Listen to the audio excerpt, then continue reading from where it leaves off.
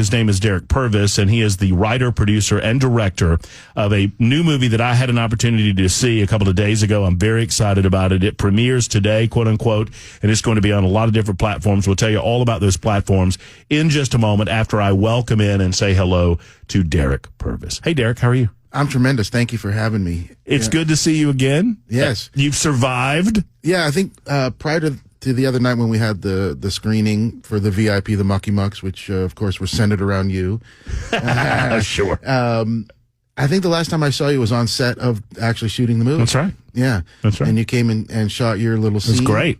It was great. I had a good time. Yeah. I knew. I predicted that I would be on the cutting room floor. It's okay. I'm not upset. I love the scene, but I predicted it, and here's why. You know why I predicted it? Because I was supposed to be there like a month before. And I told Erica, I said, I don't think that I can be in one scene and not be in the anyway, I predicted it. You did in my head. Scheduling is the main reason why you're on the editing floor. That's right. But I thought I was going to have a chance to have more fun with maybe coming up with different reasons. For example, I couldn't find a stuntman with your massive physique. Like something along those lines was going to be the. You know, watch it. I don't want to get too inside baseball here. Yeah. But I am fascinated with the process that you go through. Because I had my own experience with acting and being on stage, stump double for Cole Meany and the stump double for Mosley and whatnot. And going through the movie and trying to figure out when it's a stump double and when it's not a stump double, and it's almost impossible to do because you're such a good job at what you do. But that's so much fun for me, especially having seen some of the shots taking place on set in Kingston Springs. Before we get into any of that, congratulations. Well, thank you so much. You know, I have to say thank you on behalf of a lot of people who helped make this thing possible, but we're all anxious to contribute what we can. Culture is downstream of education, and the way that I can sort of contribute to what goes on in America is with films and stuff. That's what I do. I'm not a politician. I'm not an educator. I'm not a thought leader, obviously. Well, but you do represent something that I think that we as a society and a culture need to embrace. You are artistic, you are brilliant in your craft, and you decided, and you've spoken openly about this, that you wanted to get away from Hollywood, and you chose to come to Tennessee, and you chose to make movies in Tennessee, and you want to continue making movies in Tennessee, and not just any movies, but movies that we can be proud to take our 12 and 13-year-olds to and not be fearful of what they're going to see on the screen. That's absolutely right. And it's it's a wide open market. I think there's most of America is hungry for content that's exciting and fun and challenging and, all the things that turn us on about going to the movies, but also just centered in American values, pro-America, pro-God, pro-family, very, very simple. And doesn't have to be preachy. And that was my main task with this Davy Crockett, which it was really easy because the subject matter is fun and, adventurous, and there's all this mythology and a lot of content to work with that just reflects that naturally because that's who he was and that's what America was at the time that we, depict in the film, which is 1815. Bell K, I believe, has a question. Bell, I will relate it. Derek has chosen not to put on headphones only because he doesn't want to mess up his beautiful hair. This is actually for you. Okay, very good. Have you explained the name change? No. But I was about to get into that, because people know what you're talking about, but not by the name it turned out. And just like the poor interviewer that I am, I've gotten all in front of it because I'm so excited for Derek to be here. That the name of the movie is now The Ballad of Davy Crockett. This is the film that we've been talking about for many, many months, called Savage Lands. That's right. And I guess the idea, and I don't want to presume, you tell me, but I guess the idea was to make sure that when people are scrolling on whatever streaming platform they're on, or when they're looking for it, that they know what they're looking for, right? Well, yeah, I love your show because you're centered in logic and reason, and you're so well prepared in everything you talk about, and this is another case of that. So there's a reality about filmmaking and art and stuff. There are guys who are good at, or folks that are good at making art, movies, music, and then there are folks who are good at selling that art. Right. And so the team that's on board for distribution has wisely decided that having the name Davy Crockett would resonate with the audience that we're trying to find in a way that's better than just having Savage Lands. So, Sure. So that was really the genesis for that change. And sorry to confuse all the audience. And I know I was on here, I don't know how long ago. You didn't have as much gray hair, is all I know. It's a big blur, isn't it? Yeah. I did go online yesterday to look up Savage Lands, and when I did, I got bombarded with I want to say 7 other movies. That from different time periods. And I think maybe one of them was foreign. So changing it to this was probably a good idea based on that too. Yeah, very smart. I agree. Yeah. So for those just joining us, maybe they haven't heard some of the other interviews that you and I have done.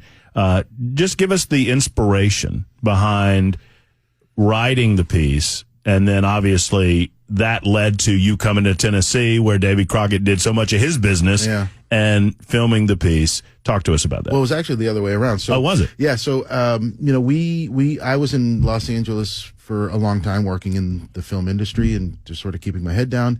My wife and I had our first son. And, for a lot of reasons, I decided Los Angeles probably not the place to raise a family. Mm-hmm. And after thorough research, we decided on moving to the Nashville area about 7 years ago. And when I came here, I was going to be retired, and we were going to raise kids. Oh, wow. Yeah, and it was just going to, and, I had never stepped foot in Tennessee before. I drove our truck full of stuff in from Los Angeles. Like, when my wife kept saying, I think we're going to like Nashville, maybe we'll go to Nashville, I was thinking, you mean like Hee Haw and Minnie Pearl, and, the city's much more dynamic. A Grand Ole Opry, right? A great time period in American culture and history, but not what it is today. It's, right. Far outgrown that, and country music is rocking the whole world and all that sort of stuff. So that's great. But we loved it so much. And then being here and being around the people and being in the city and starting to do some, small industry related things, I started talking with people, and I think it was Bob Raines one day just asked, hey, you going to make a movie in Tennessee? And without any forethought, it just popped in my head. I think I'll make a Davy Crockett movie. And as soon as I said that, all the eyes of the group standing around lit up, and everyone was very excited, and I realized, okay, maybe there's something here. And on the way home, I realized maybe I better write a Davy Crockett script. So I went and wrote the script, and it's been well received. There's there's a lot of great historical context inside of what is actually a historical fiction. The characters are represented accurately in the themes that they carried throughout their lives. But it is historical fiction. It's not a biography. And so I like to tell people that up front so that they don't go in expecting the life story of Davy Crockett, which maybe is something we tackle at another time. But honestly, I have the hopes and dreams of doing a couple more Davy Crockett stories that start to fill out his life a little bit. What is the process like for you as a writer with regard to the subject matter when you know that you want those touchstones to be accurate, but at the same time, it is a fiction? So do you do the historical research first off? Absolutely, yeah. So you do all of your history work, and then you maybe allow those things to happen naturally within the storytelling? Yeah, because, when you do the research, the human drama is inherent in what you're seeing there. Mm-hmm. With a little imagination, it can be a little, blocky and texty and stuff when you're reading literature about somebody who died, so long ago. But the human drama is sort of inherent, and absolutely. And the idea is, for me, I kind of don't know who to attribute this quote to, and I apologize, I should know, but there was an old-time filmmaker from the 40s or 50s, and his statement was, if you have a message, if you have something to say to somebody in a movie, you have to wrap it in chocolate. Mm-hmm. Meaning it's nice to have something to say, but if your film is only that, then it's not going to be super well. If you hit them over the head with it, yeah, you have to blow something up or light something on fire or have people hanging off of buildings, or in our movie, hanging off of cliffs dangerously. Yep. Which we did. Everything in this film is shot practically, meaning there's no special, there's no CGI that occurred. You made the point the other night at the screening on the front end to mention that, and I told myself to ask you about this because it's a point of pride for you. It is, there's no CGI. There's no the whole world artificial intelligence. Is in this transformation here, moving towards artificial intelligence and what that's going to mean. And there's a lot of industries that are going to be affected by it. I don't have necessarily a political opinion about it. What I have is a practical opinion about how it affects not just livelihoods, but the way humans interact with each other. And if we learned anything from social media and algorithms dictating the way we think or the stuff we consume and the hazards that I think we can all agree that has presented, I can only imagine when it's creating content for us as well, that could potentially be bad. You know, the film industry is a little bit different. It's a collaborative effort. There's no one person who can make a feature film that could be shown in theaters around the country the way this film can be. It's something that dozens, if not hundreds of people have to work on. It's just no two ways around it. And because of that, the labor force that's involved is highly affected by AI. And one of the examples that people probably already have heard in your audience is actors are being filmed for a single day. So union rules, there's a pay scale for a day's work. And then they are let go, and the filmmakers are then able to use CGI and employ their image in 8 or 9 or 10 other scenes that they didn't have to show up and film. It's just so, and therefore don't get paid for, and then don't get paid and don't get resumed based on it. So all of that is to say, I think that art made by humans will always be precious, and that's not to say that AI won't have its place, and I think it does. But for me, this film being pro-America and made by humans is a reflection of the people who are willing to roll up their sleeves and make a difference. So when formulating, and I don't mean to ask the question, where do you come up with your ideas? I think it's a horrible question. However, I'm curious if the decision on the part of Davy Crockett, I mean, it seems it is central to the film. Yes. And thematically speaking, and once you guys go and see the film, you'll understand that it's a matter of historical record that Davy Crockett, much to the frustration of Andrew Jackson, was against Andrew Jackson's Indian Removal Act. Eventually, yes. And so I hope I'm saying this right, is that is kind of, from a structural standpoint, the narrative and the story kind of gets us to where Davy Crockett gets to that place. Is that fair? That's 100% accurate. That's actually to the heart of any film, is the transformation that the lead character goes through. Right. Starts in one place, has to overcome a challenge. By the end of the film has changed, and we see the resolution. That's the story arc. That's why it's called Get Over the Challenge. So in our film, that's central to it. And what I like about that transformation is that it has the opportunity to show a more diverse and rich history to America than just sort of the black and white of the issue. And what people contextually need to have in mind when they think about this issue or watch the film is that the indigenous people of that era and the settlers, the colonials, lived together for 200 years before this film takes place, which is 1815. They traded together, they intermarried, they fought because they're humans, but they coexisted. And at the same time, in Europe, the Napoleonic Wars were taking place. And the British and French were using indigenous people, bribing indigenous peoples to conflict with the colonials for their own political gain. And so when Andrew Jackson was contemplating the Indian Removal Act, it wasn't simply from a racist or anti-indigenous standpoint. It was more of a political view that said, well, if we're going to be forced to combat with these people who are being given arms and supplies from the European powers to fight on their behalf, if we push them past the Mississippi River, we won't have to deal with them. And so that was sort of the political context. And Davy Crockett initially was in support of a concept like that because they lived in a time where that reality was obvious, that it wasn't just an invading colonial nation trying to wipe an indigenous people off of a piece of land. They coexisted for hundreds of years. And so in the context of that, this film attempts to, show the story of why he went through that transformation. Derek Purvis, our guest. He is writer, producer, director of The Ballad of Davy Crockett. We'll be back in just a moment, and we'll go over where you can find the film. It is out today on this Friday, March 8th. It's 123 Super Talk 99.7 WTN. Stand by. We've got so many opinions. Everybody knows it. You might have to upgrade your phone. Listen anytime, anywhere with the WT. 997WTN.com. Super Talk 99.7 WTN. I warned you it would be a busy day. For those of you missing Fry J, I apologize.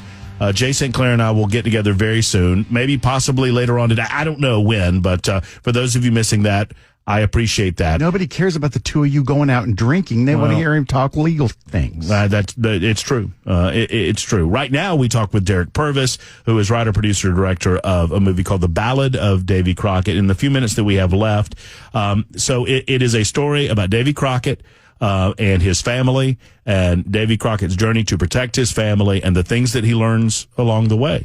That's right. Yep. It really is a story about the lengths a father will go to protect his children.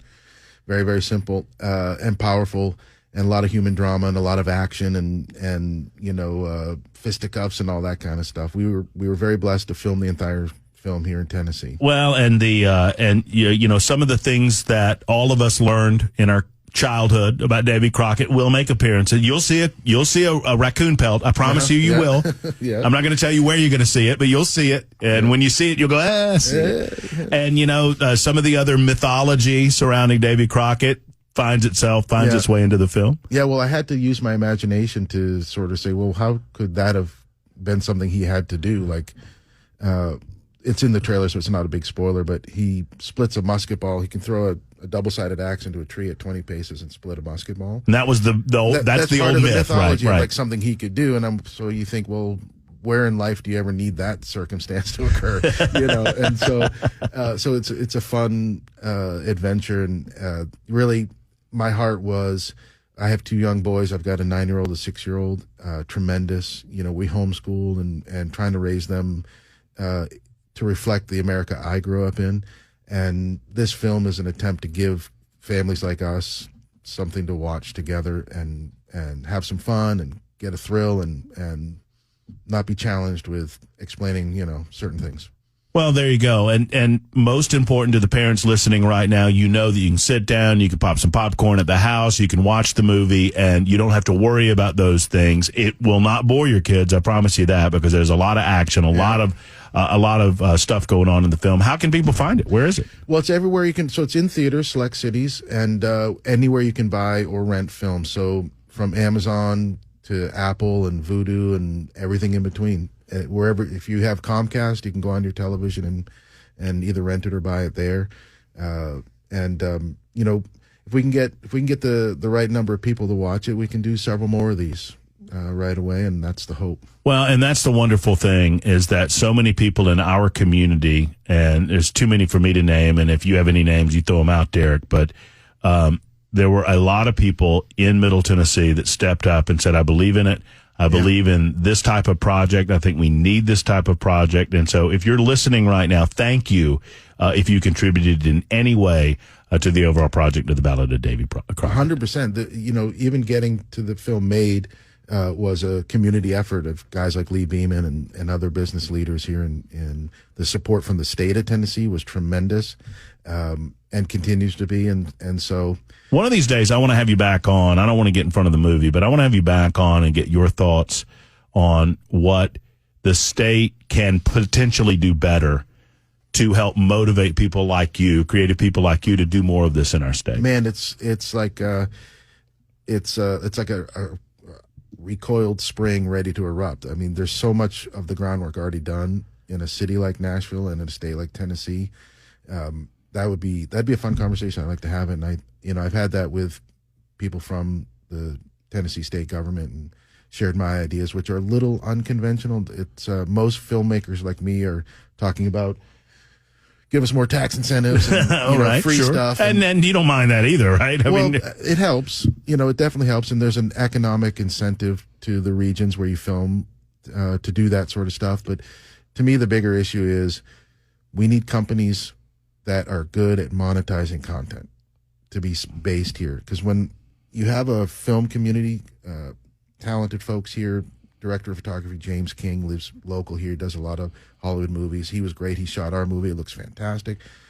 But in a community like Nashville, a company from Hollywood will come make a film, and that's great. But when they leave, the intellectual property and the money leave with them. And so, you have basically unemployed people waiting for the next film to come. And a real industry is based on companies in that territory that make content and are good at making content that makes money.